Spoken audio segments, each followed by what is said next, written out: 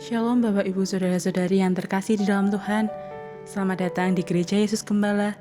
Mari kita ikuti ibadah virtual hari ini. Mari kita siapkan hati kita. Mari kita berdoa. Tuhan Yesus Allah kami yang bertata di kerajaan surga yang mulia, terima kasih karena Engkau telah menyertai kami hingga hari ini. Tuhan, ampuni segala dosa dan kesalahan kami. Jamah basuh kami dengan darah-Mu yang kudus. Sertai kami, sertai jalannya ibadah ini dari awal hingga akhir nanti ya Yesus. Di dalam nama Tuhan Yesus Kristus, kami berdoa dan mengucap syukur. Haleluya, amin.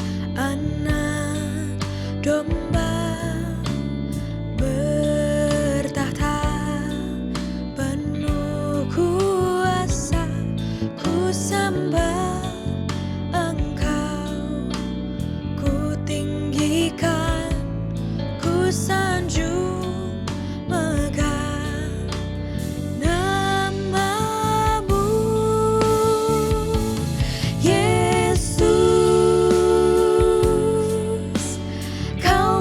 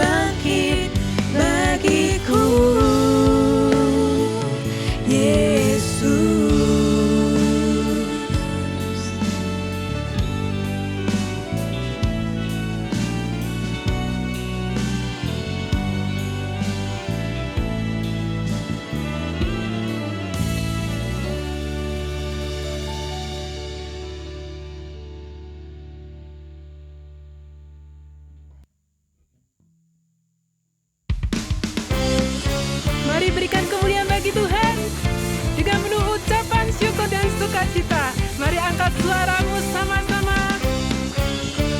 Terima kasih Tuhan, Engkau Allah yang mencengangkan, Allah yang luar biasa, ajaib dan dahsyat. Kau Allah mencengangkan, kuasa-Mu menakjubkan, kasih-Mu kepadaku. Kaulah Kau buka jalan yang telah Kau tetapkan, tiada yang menutupnya. Kau Allah berkuasa sanggup ubahkan seluruh hidupku, anugerah di tangan-Mu. Kau Allah berdaulat penuh, ku berserah kepadamu, segenap hidupku menyembah-Mu.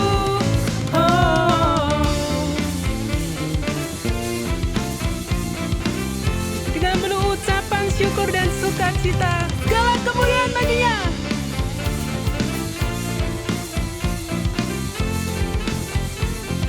Mari sama-sama angkat suaramu. Kau Allah mencengangkan, kuasa-Mu menakjubkan, kasih-Mu kepadaku. Kaulah Kau buka jalan yang telah Kau tetapkan, tiada yang menutupnya. Mari sama-sama. Kau Allah berkuasa, sama-sama katakan sanggup ubahkan seluruh hidupku, anugerah di tangan-Mu. Kau Allah berdaulat penuh, ku berserah kepadamu, segenap hidupku menyembah-Mu.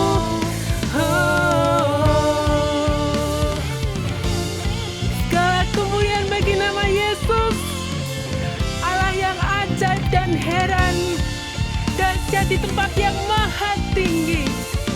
Biarlah semua makhluk yang bernafas memuji nama-Nya. Kau Allah berkuasa sanggup ubahkan seluruh hidupku, anugerah di tangan-Mu.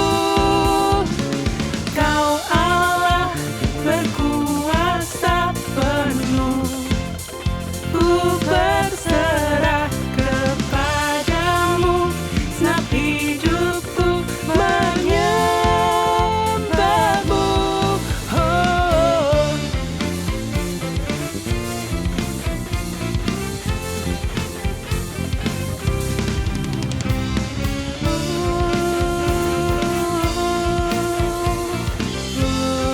Berikan sorak-sorai, segala sukacita hanya bagi nama Yesus. Amin.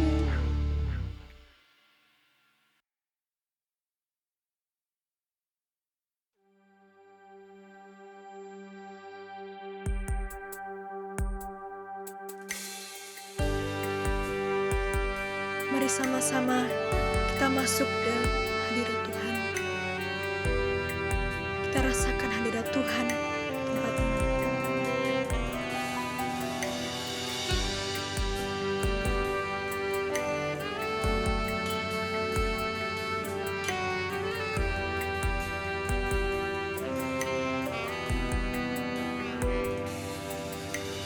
Ku teringat kebaikan-Mu,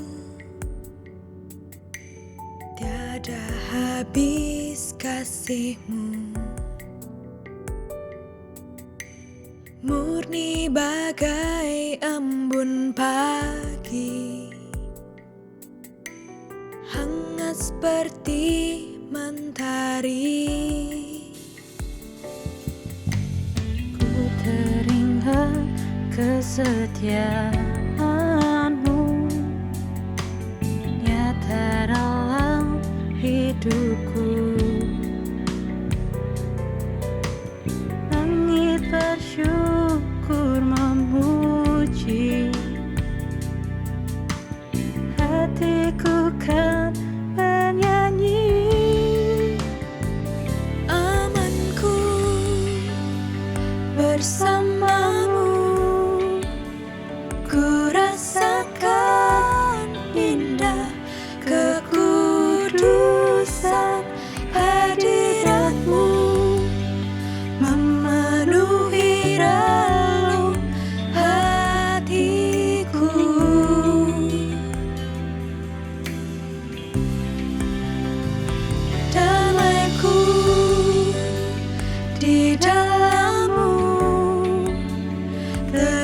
hidupku dalam cahaya wajahmu, menyinari kehidupanku. Yesus perisaiku.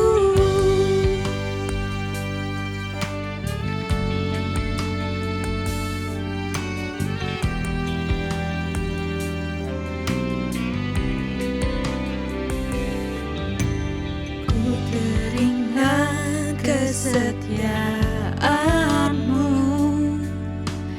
nyata dalam hidupku. Langit bersyukur memuji, hatiku kan bernyanyi. Amanku bersamamu, ku rasakan indah kekudusan hadiratmu, memenuhi relung hatiku.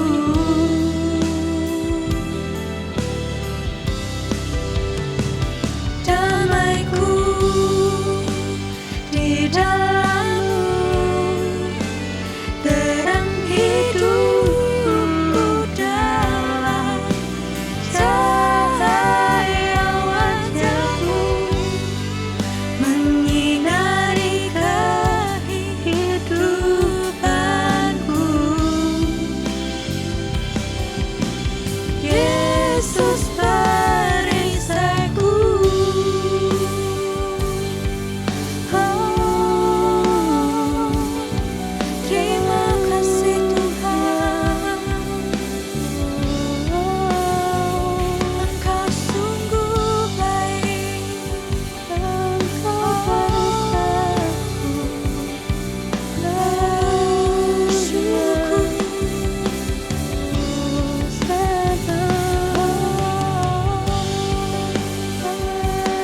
Terima kasih ya Bapa.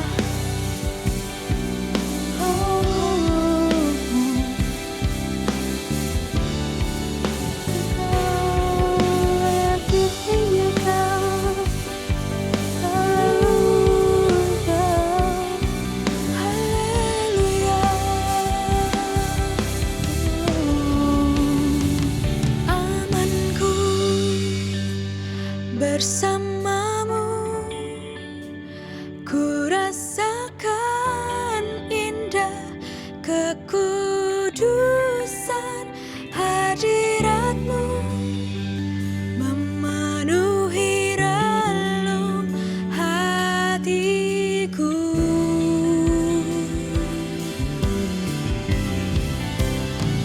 Damaiku di dalammu, terang hidupku dalam cahaya wajahmu, menyinari kehidupanku. Yesus perisaiku. Yesus perisaiku.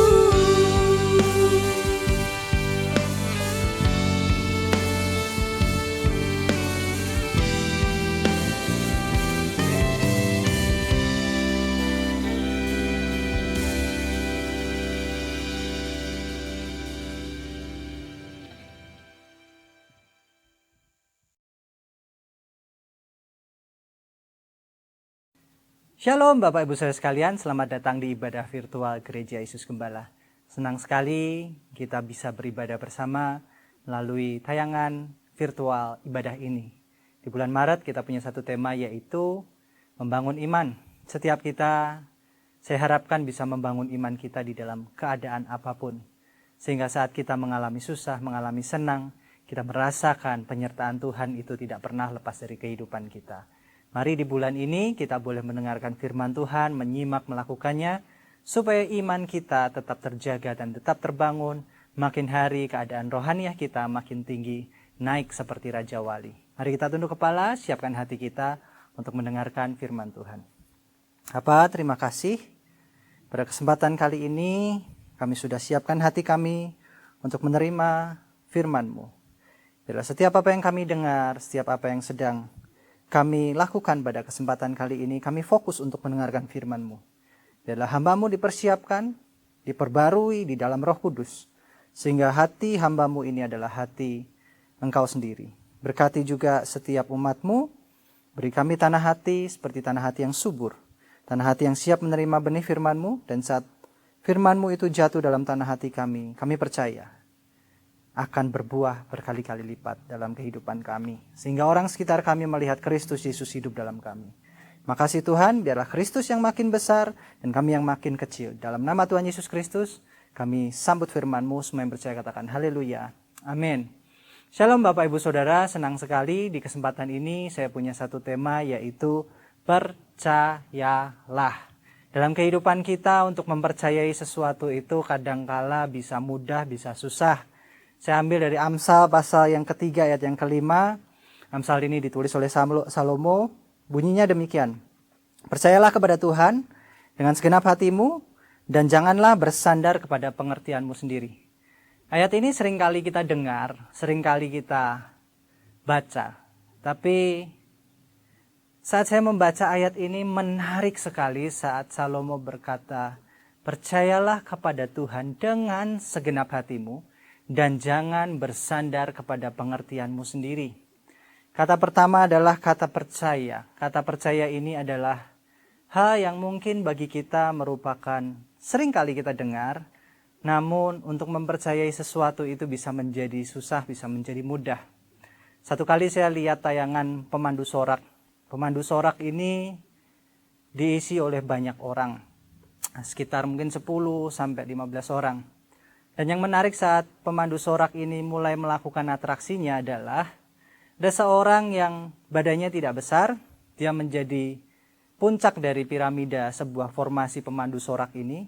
Dan yang dilakukan adalah si pemandu sorak ini bisa menaiki teman-teman di sekitarnya untuk naik tinggi ke atas. Kemudian juga dia merasa aman dan nyaman dilempar oleh temannya untuk naik ke atas. Dan sepertinya itu kalau sampai terjadi sebuah kecelakaan, akan menjadi fatal sekali di dalam dia melakukan atraksinya.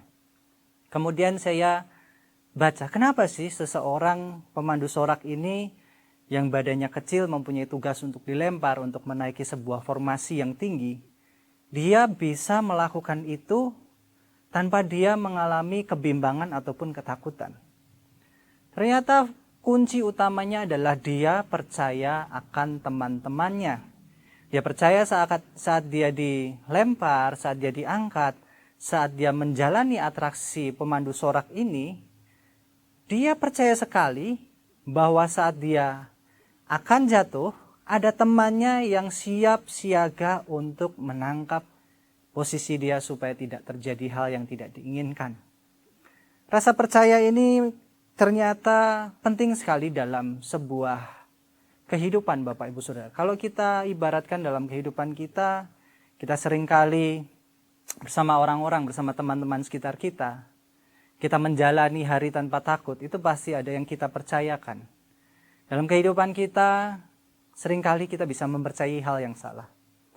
Satu kali Raja Daud dikejar-kejar oleh musuhnya. Dan saat dia dikejar-kejar oleh musuhnya, dia mengatakan demikian, aku melayangkan pandanganku ke atas gunung-gunung. Dan aku berteriak, dari manakah datangnya pertolonganku? Pertolonganku adalah datang dari Tuhan. Kalau kita lihat Bapak Ibu Saudara, dalam kehidupan kita ini bisa mengandalkan banyak hal. Kita bisa mempercayai kepintaran kita. Kita bisa mempercayai kenalan-kenalan kita. Kita juga bisa mempercayai sebuah tindakan yang sudah kita lakukan sebelumnya. Raja Daud tentu saja tidak kekurangan di dalam kehidupannya. Kehidupannya banyak prajurit yang hebat. Dalam kehidupannya dia banyak sekali disertai oleh orang-orang. Dia juga punya kenalan banyak. Dia punya sumber daya yang banyak.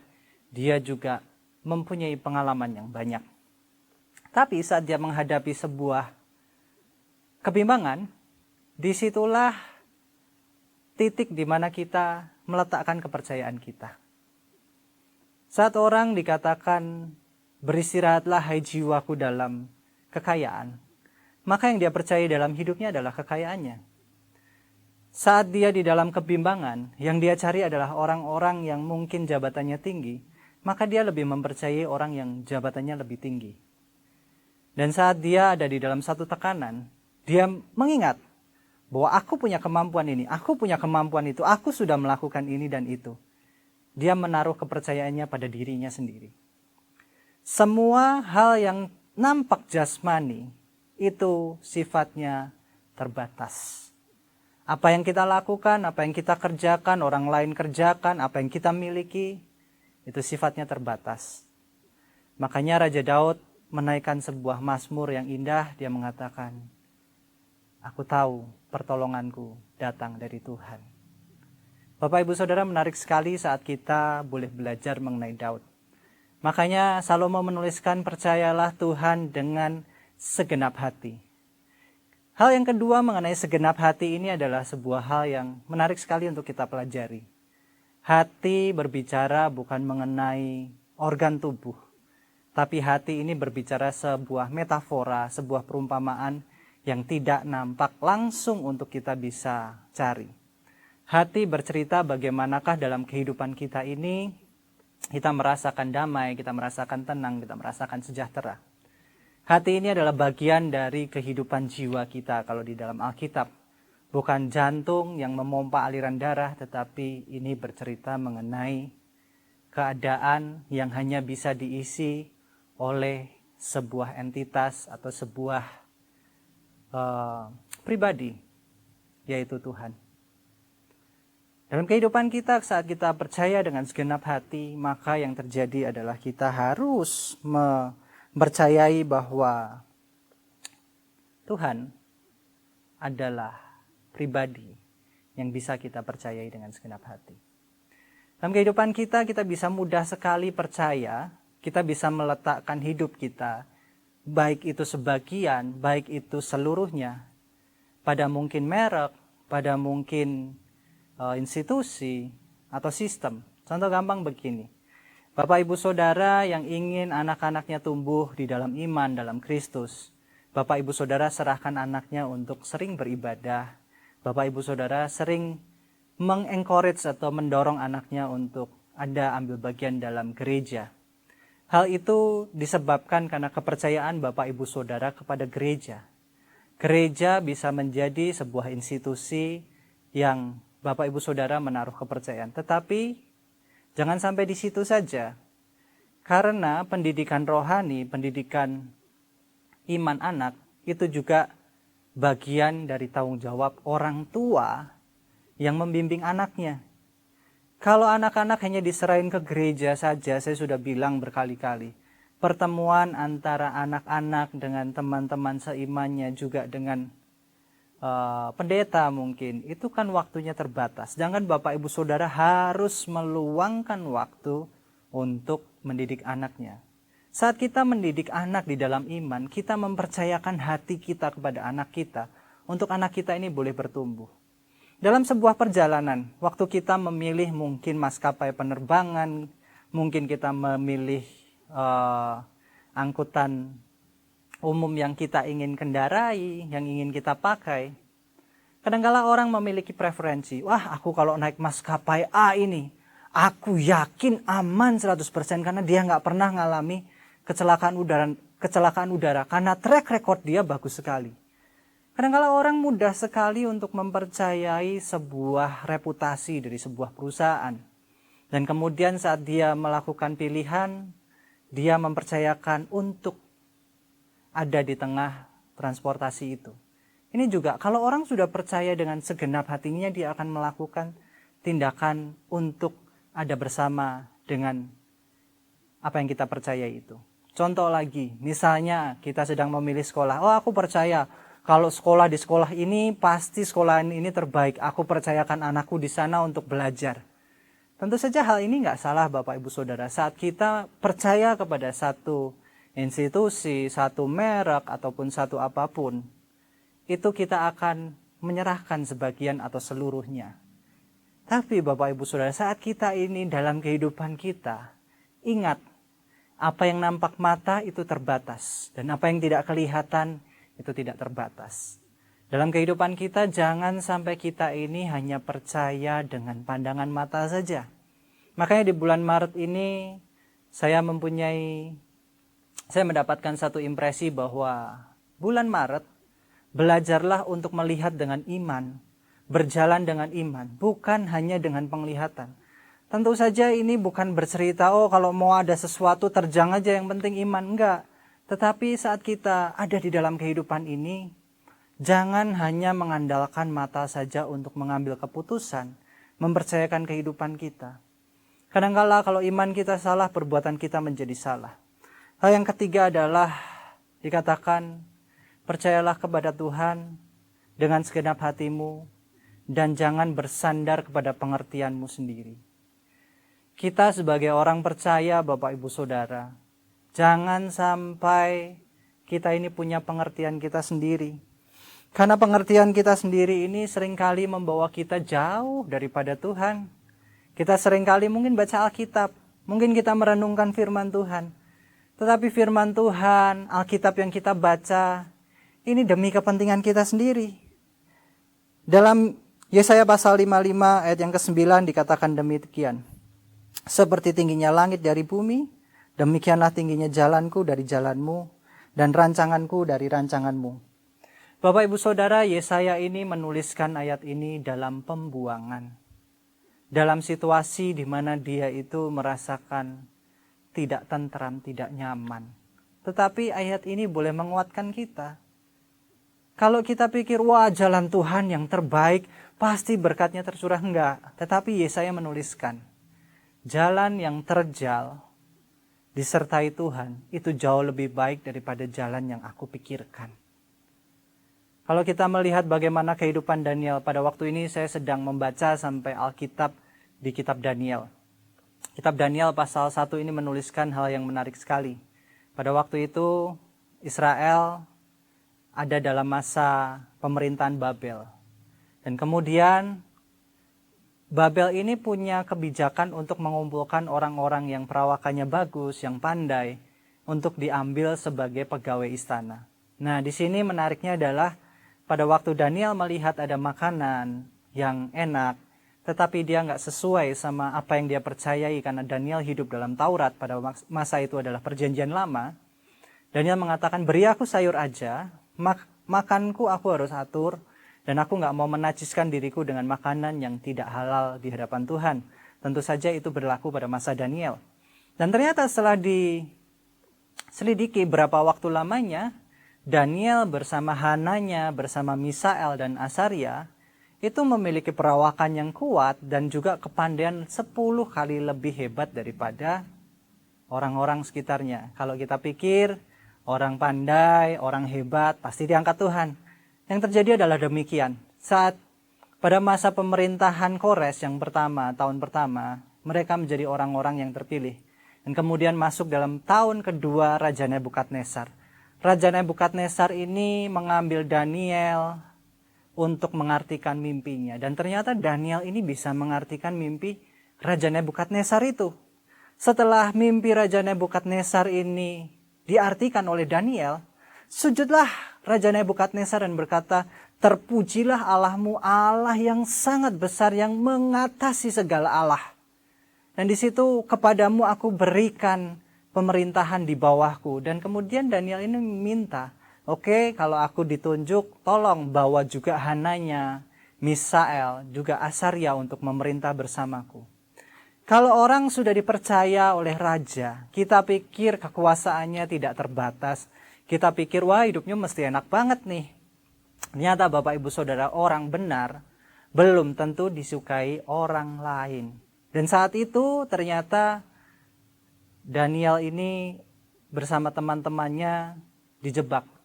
Jebaknya adalah dalam ibadahnya. Mereka harus tunduk kepada patung. Dan ternyata ditemui bahwa Hananya, Misael, juga Asaria nggak mau menyembah patung raja. Dan di situ mereka dilemparkan ke perapian. Kalau kita lihat dari sebuah kedudukan yang tinggi, mereka harus melewati sebuah perapian. Kalau imannya nggak kuat, mereka pasti berontak sama Tuhan. Roma pasal 8 ayat 28 ayat yang kita tahu banget. Kita tahu sekarang bahwa Allah turut bekerja dalam segala sesuatu untuk mendatangkan kebaikan bagi mereka yang mengasihi Dia, yaitu bagi mereka yang terpanggil sesuai dengan rencana Allah. Tahukah Bapak Ibu Saudara, pada waktu Paulus menulis ini, Roma pasal 8 ini, dia dalam satu cuaca yang buruk, cuaca yang tidak baik. Dia pengen ke Korintus, ternyata perjalanan ke Korintus harus batal. Dia pengennya adalah mengunjungi saudara-saudaranya, tidak bisa. Kemudian dia juga ada dalam masa pengejaran orang-orang yang ingin membunuh orang percaya. Bayangkan seorang Paulus menuliskan, Allah turut bekerja dalam segala sesuatu untuk mendatangkan kebaikan bagi mereka yang terpanggil di dalam kasih-Nya. Wah, beda sekali dengan iman yang kita pelajari. Kita mempelajari iman yang bisa menggerakkan, iman yang menggedor pintu surga. Kita mempelajari iman yang mungkin mendatangkan berkat. Tetapi iman yang kita baca tadi, yang kita dengarkan, imannya Daniel, imannya Yesaya, imannya Paulus, imannya seorang yang kuat di dalam Tuhan, imannya Daud. Mereka tidak berdoa di dalam iman mereka supaya masalah mereka selesai. Mereka berdoa mengucap syukur untuk setiap apa yang mereka lalui, penyertaan, perlindungan Tuhan. Itu ada dalam hidup mereka. Yang terakhir Bapak Ibu Saudara, yang keempat. Bagaimanakah kita membangun iman kita, membangun percaya kita di dalam Tuhan? Adalah relasi. Percayalah, itu caranya membangun bagaimana Pak? Relasi. Hubungan antara kita dengan Tuhan itu penting sekali. Saya tadi pada awal-awal menceritakan bagaimana pemandu sorak itu bisa saling percaya. Dari manakah? Dari mereka berlatih bersama sampai mereka mengulang-ulang terus-menerus apa yang mereka lakukan keseharian mereka untuk ditampilkan, dan akhirnya terbentuklah rasa percaya itu. Demikian juga dalam kehidupan kita. Bagaimana kita mau membangun iman kita di dalam Tuhan, rasa percaya kita dalam Tuhan, kalau tidak ada relasi antara kita dan Tuhan. Bapak Ibu Saudara, Yesus melayani 2,5 tahun di muka bumi ini. Karena pada umur 30 dia baru mulai melayani. Dan 2,5 tahun dia harus mati di kayu salib. Dan sebentar lagi kita masuk Paskah. Saat dia melayani murid-muridnya, apa yang dia lakukan? Yang dia lakukan adalah dia membangun hubungan dia dengan murid-muridnya. Kemanapun Yesus pergi, murid-muridnya ikut. Kemanapun Yesus mengajar, murid-muridnya mendengarkan. Kemanapun Yesus bergerak, murid-muridnya ada di situ. Mereka makan bersama, mereka tidur bersama, mereka bahkan berdoa bersama. Sebuah relasi hubungan yang kuat sekali antara murid-muridnya dengan Yesus. Dan pada waktu Yesus disalib, ternyata murid-murid yang mempunyai hubungan yang kuat, mempunyai persaudaraan yang kuat, mempunyai relasi yang kuat, nyatanya bisa lari juga, bisa takut juga. Bagaimana dengan orang yang gak pernah bangun relasi sama Tuhan? Lebih-lebih mereka akan mengalami panic attack yang lebih, mereka akan mengalami rasa cemas yang lebih, mereka gak tahu mau kemana. Di sini kita belajar Bapak Ibu Saudara, setelah Yesus mati, bangkit, dan Roh Kudus turun atas murid-muridnya, barulah benih relasi Yesus itu tumbuh dengan kuat. Kita lihat seorang Petrus yang menyangkal Yesus menjadi rasul, yang mengatakan, aku tidak layak disalib sama seperti Tuhanku. Wow. Iman ini timbul dari mana? Percaya ini timbul dari mana? Percaya ini timbul karena Yesus menginvestasikan, membagikan waktunya, meluangkan waktunya untuk murid-muridnya. Benih yang Yesus tanam di dalam murid-muridnya, yang mengatakan bahwa muridku harus memikul salib dan sangkal diri. murid yang diajar oleh Yesus sendiri, akhirnya sama seperti Yesus. Bagaimanakah kehidupan kita supaya menjadi berkat bagi banyak orang? Percayalah kepada Tuhan dengan segenap hatimu dan janganlah bersandar kepada pengertianmu. Sehingga setiap kita yang ada di dalam segala masa, jangan sampai kita ini menjadi orang yang bersungut-sungut, tetapi orang yang bersuka cita, berterima kasih. Dan dalam kehidupan kita, Bapak Ibu Saudara, jangan patah semangat. Karena Tuhan tidak pernah meninggalkan kita, Tuhan tidak pernah melupakan kita. Apapun yang sedang kita alami, Dia ada bersama-sama kita. Sebagai kesimpulan Bapak Ibu Saudara, mempercayai Tuhan dengan segenap hati merupakan hasil dari kita membangun relasi secara rutin. Maka dari itu, kalau kita ingin percaya kepada Tuhan, luangkan waktu kita baca Alkitab, berdoa, memuji, menyembah Tuhan, membagikan firman kepada orang-orang sekitar kita, anak kita, istri kita, suami kita, orang tua kita, mertua kita, saudara kita. Inilah bagaimana kita membangun percaya kepada Tuhan. Percayalah, jangan sampai kita ini kehilangan iman kita. Mari kita berdoa untuk firman Tuhan. Bapak, terima kasih untuk kesempatan pada kali ini. Hamba-Mu selesai berbicara, tetapi firman-Mu biarlah merema dalam kehidupan kami. Apa yang hamba-Mu sampaikan boleh membangun setiap iman umat-umat-Mu Tuhan. Dan sebentar kami akan berpisah, biarlah kami boleh terima berkat Tuhan. Murid Yesus Gembala, terimalah berkat jasmani, jiwani, dan rohani dalam keluargamu, pekerjaanmu, studimu, pelayananmu, dan komunitasmu. Diberkatilah engkau dengan kehidupan kekal, diberkatilah engkau dengan hikmat ilahi, diberkatilah engkau dengan kekuatan dan pengharapan kekal, diberkatilah engkau dengan kekayaan dan kemuliaan Tuhan, diberkatilah engkau selalu dalam damai sejahtera dan sukacita, diberkatilah engkau dalam terang kasih dan iman sejati. Dialah Tuhan yang tidak berubah sekarang dan selamanya, yang menghadapkan wajahnya padamu dan menyertai engkau selamanya untuk memberitakan kabar baik sampai ke ujung dunia. Saudara-saudara yang Tuhan Yesus kasihi, terimalah berkat anugerah pemeliharaan kekal dari Allah Bapa, berkat rahmat pemulihan dari Tuhan Yesus Kristus, berkat pertolongan dan penghiburan dari Allah Roh Kudus di dalam kehidupanmu, dari sekarang sampai Maranatha, Tuhan Yesus datang kedua kali di dalam kemuliaan sampai selama-lamanya. Dalam nama Tuhan Yesus Kristus, kami sudah berdoa dan mengucap syukur. Haleluya. Amin. Bapak Ibu Saudara, ibadah sudah selesai. Di momen-momen kita akan masuk Paskah ini, tetap bangun iman kita. Karena momen Paskah ini menarik kalau kita lihat, karena setelah Yesus mati, nampaknya yang hilang dari para muridnya adalah imannya. Mari kita bangun iman di bulan Maret ini dan kita tetap semangat. Tuhan Yesus memberkati.